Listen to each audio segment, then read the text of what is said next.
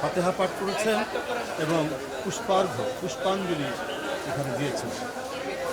প্রতিষ্ঠাবার্ষিকী তাদের একটি গুরুত্বপূর্ণ 21 বছর পার করেছেন এবং এই সংগঠনটি সারা বাংলাদেশের হাসপাতাল এবং চিকিৎসা সেবায় এক অনন্য দৃষ্টান্ত স্থাপন করেছেন।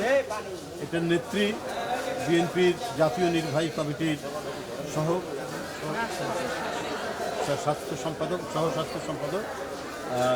আমাদের জাহানারা আপা, তার নেতৃত্বে এখানে দেখেছেন অনেক আমাদের যে নার্সেস বোনেরা আছেন, ভাইয়েরা আছেন, তারা এসে আজকে এই পুষ্পার্ঘ অর্পণ করেছে। বন্ধুরা আমার, প্রতিটি সেক্টরে জাতীয়তাবাদী শক্তির মানুষরা তারা রয়েছেন।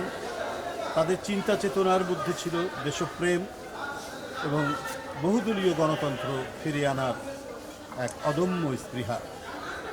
শেখ হাসিনার 16-17 বছরের শাসনে কেউ ভয়ে টু শব্দ করতে পারত না। এক ভয়ঙ্কর নিষ্ঠুর দানবীয় শাসনে বাংলাদেশের মানুষ কি পছন্দ করে না করে সেইটার কোনো ধার ধারতেন না। তিনি যা বলতেন সেটাকেই বেদ বাক্য হিসাবে মেনে নিতে হবে, এটাই ছিল শেখ হাসিনার অভিপ্রায়। তিনি সেটাই চেষ্টা করেছেন। তিনি যে ধরনের ন্যারেটিভ তৈরি করেছেন, বয়ান তৈরি করেছেন, সেটাই বলতেন এবং সেটাকেই বিশ্বাস করতে হবে, এই জবরদস্তি তিনি করতেন। কারণ দেশের আইন শৃঙ্খলা বাহিনী এবং তার যে নিজস্ব পেটুয়া বাহিনী বা গেস্টাপো বাহিনী, যুবলীগ, ছাত্রলীগ দিয়ে তিনি জুলুম করেছেন অবিরত, নিরন্তরভাবে এদেশের মানুষের পিঠ এমনভাবে তিনি ঠেকিয়ে দিয়েছিলেন যে মানুষ তার জীবনের মায়া তুচ্ছ করে তার পতনের জন্য ঐক্যবদ্ধ হয়ে রাস্তায় নেমেছে। আর এই ক্ষেত্রে অগ্রগামী সৈনিকের ভূমিকা পালন করেছেন এদেশের স্কুল, কলেজ, বিশ্ববিদ্যালয়ের শিশু, কিশোর, তরুণ, ছাত্ররা। এর সাথে শ্রমিকরা যুক্ত হয়েছে, সাধারণ মানুষ যুক্ত হয়েছে। 1000-এরও বেশি লোককে শেখ হাসিনা হত্যা করেছে। হত্যা করে যখন দেখেছেন আর কোনো উপায় নাই, তার সমস্ত কারফিউ ভেঙে ফেলছে, তার সমস্ত নিপীড়নমূলক আইন 144 ধারাকে ভেঙে দুর্জয় বেগে যখন শেখ হাসিনার বাসভবনের দিকে এগিয়ে যাচ্ছে, তখন তিনি পালিয়ে গেলেন বাংলাদেশে। তার মন্ত্রী বলেছিলেন যে সে বঙ্গবন্ধুর কন্যা পালায় না, কত ইনিয়ে বিনিয়ে তিনি বলেছেন ওবায়দুল কাদের সাহেব। কোথায় আজকে শেখ মুজিবের কন্যা? জনগণকে, নিজের দেশের জনগণকে যারা অত্যাচার করে, যারা আয়নাঘর বানায়, যারা কনসেন্ট্রেশন ক্যাম্পে বানিয়ে সেখানে বছরের পর বছর আটকে রাখে, তারা এই দেশের পরিচালক হবেন কি করে, হতে পারেন কি করে? কিছুদিন না হয় আইন শৃঙ্খলা বাহিনীকে দিয়ে হত্যা, গুম এগুলো করে একটা ভীতি তৈরি করে চেষ্টা করেছেন, কিন্তু একটা পর্যায়ে মানুষ তো সমস্ত ভীতিকে অতিক্রম করে রাস্তায় দাঁড়ায়। যেভাবে দাঁড়িয়েছিল ব্রিটিশ বিরোধী 200 বছরের শাসনের বিরুদ্ধে, যেভাবে দাঁড়িয়েছে পাকিস্তানি বর্বর দুঃশাসনের বিরুদ্ধে 71-এ, ঠিক তেমনি 5ই আগস্ট নিজের বুকে বুলেট বরণ করে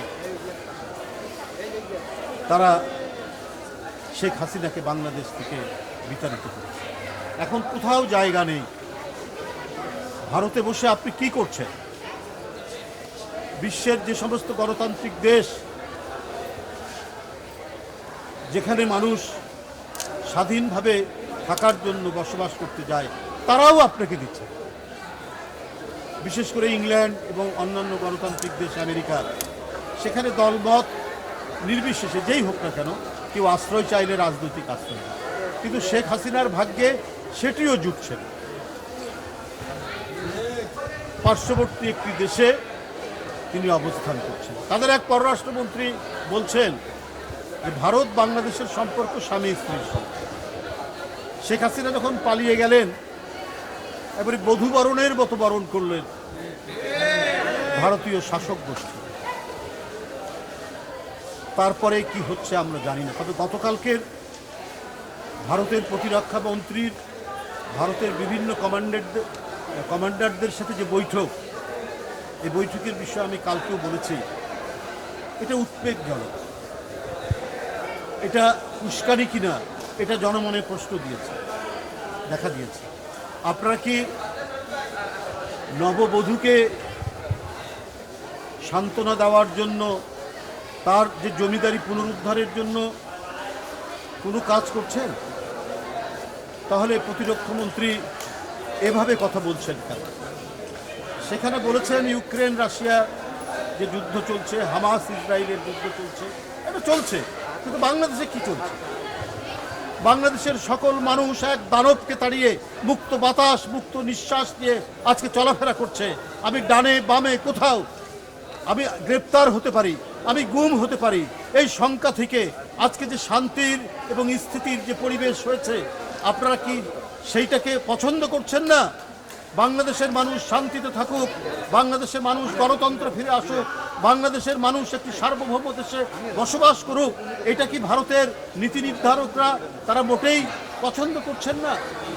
তারা এটাকে মেনে নিতে পারছেন না?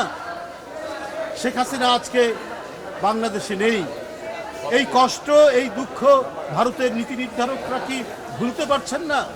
তাহলে তো আপনারা বাংলাদেশের মানুষ, বাংলাদেশের জনগণ, বাংলাদেশের স্বাধীনতা, বাংলাদেশের সার্বভৌমত্ব আপনাদের কাছে তো মোটেই নিরাপদ নয়।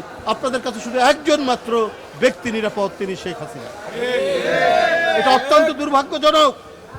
পার্শ্ববর্তী দেশ আমাদের সাথে অনেক অমীমাংসিত বিষয় আছে, কিন্তু আমরা পরস্পরের সার্বভৌমত্বকে শ্রদ্ধা করি। আমরা যেমন ভারতের স্বাধীনতা সার্বভৌমত্বকে শ্রদ্ধা করি, ভারতেরও উচিত হবে বাংলাদেশের স্বাধীনতা সার্বভৌমত্বকে শ্রদ্ধা করা।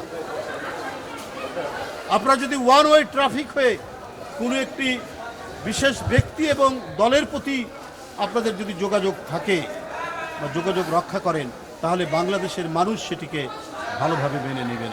আমিও বলে রাখি, এই দেশ, এই বাংলা দীর্ঘদিন ধরে অনেক নির্যাতন সহ্য করে, কিন্তু আবার বিদেশি হানাদারদের বিরুদ্ধে রুখে দাঁড়ানোর যে অদম্য তেজ এবং সাহস কিন্তু এরা সবসময় দেখিয়েছে।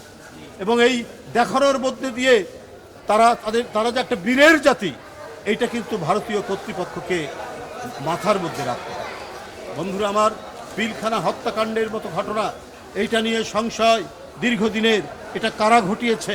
আজকে কিন্তু প্যান্ডোরার বাক্স খুলতে শুরু করেছে। ডিএডি রহিম জেলখানার মধ্যে কারা তাকে হত্যা করেছে? কেন সে জেলখানার মধ্যে মারা গেল? সেই সময়ের যে জেলখানার যে আইজি প্রিজন ছিলেন, সেই সময় আজকের তত্ত্বাবধায়ক সরকারের উচিত তাদেরকে খুঁজে বের করে তাদের কাছ থেকে জানা যে ডিএডি রহিম অনেক কিছুই হয়তো জানতো, কিন্তু তাকে জেলখানার মধ্যে, কারাগারের মধ্যে মেরে। অনেক ঘটনা, অনেক কিছুই অনেকে জানে, এখন একটু একটু সবাই মুখ খুলছেন। এমনকি বিডিআরের যিনি ঘটনার পর যিনি ডিজি হয়েছেন, তিনিও কিন্তু অনেক কথা বলেছেন, যে কথাগুলো আমরা সব কিছু বলেছি। এখানে বিদেশি হস্তক্ষেপ থাকতে পারে, সেই হস্তক্ষেপ নিশ্চিত করার জন্য আওয়ামী লীগ, তার মন্ত্রীরা যায়, তার নেতারা যায় সাদা পতাকা নিয়ে, তাদেরকে কিছু বলে না, আর অন্য আইন শৃঙ্খলা বাহিনী গেলে তার দিকে গুলি করে। এই সমস্ত রহস্য আজকে মানুষের মনের মধ্যে দাঁড়া হয়েছে। তাই 2009 সালের 25শে ফেব্রুয়ারি ঘটে যাওয়া যে ঘটনা, এটা ছিল অত্যন্ত দুরভিসন্ধিমূলক। এইটা বাংলাদেশের নিরাপত্তাকে বিঘ্নিত করার জন্য কোনো আন্তর্জাতিক ষড়যন্ত্র।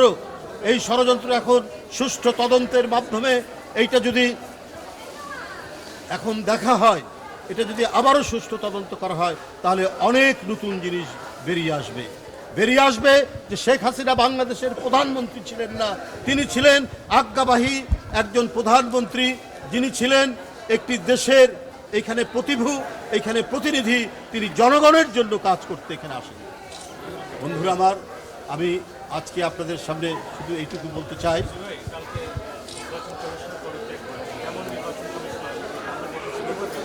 না, আমরা তো নিশ্চিতভাবে, আমি এর আগেও বলেছি, সেই নির্বাচন কমিশন যার প্রতি সবার আস্থা থাকে, যিনি অবাধ এবং সুষ্ঠু নির্বাচনের জন্য যার অঙ্গীকার থাকবে অত্যন্ত দৃঢ়, এবং এটি একটি স্বাধীন প্রতিষ্ঠান, একটি সাংবিধানিক স্বাধীন প্রতিষ্ঠান।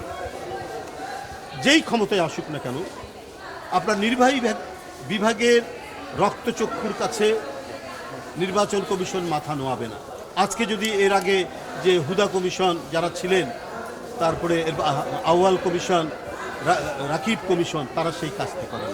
তারা নিছক শেখ হাসিনার একটা উচ্চ পর্যায়ের চাকরি করার জন্য তারা তাদের আত্মাকে বিক্রি করে দিয়েছিলেন শেখ হাসিনার কাছে। তারা তাদের মাথাকে নত করেছিলেন শেখ হাসিনার পদতলে, যার কারণে এই দেশ থেকে অবাধ সুষ্ঠু নির্বাচন এবং এই নির্বাচন না থাকার কারণে আইনের শাসন এবং বিচার বিভাগের স্বাধীনতা সব কিছুই ধুলায় লুটিয়ে দেওয়া হয়েছে। আমরা সেই নির্বাচন কমিশন চাই যে তার অধীনে প্রত্যেকটি নির্বাচন হবে অবাধ সুষ্ঠু ইনক্লুসিভ এবং সেখানে কারো হস্তক্ষেপ থাকবে না। যেখানে অন্যায় হবে সেই অন্যায়কে দূরীভূত করার জন্য নির্বাচন কমিশন নিজস্ব শক্তি বলে সেখানে পদক্ষেপ গ্রহণ করবে। ধন্যবাদ। বিতর্কিত নির্বাচনের জন্য তাদের কোনো শাস্তি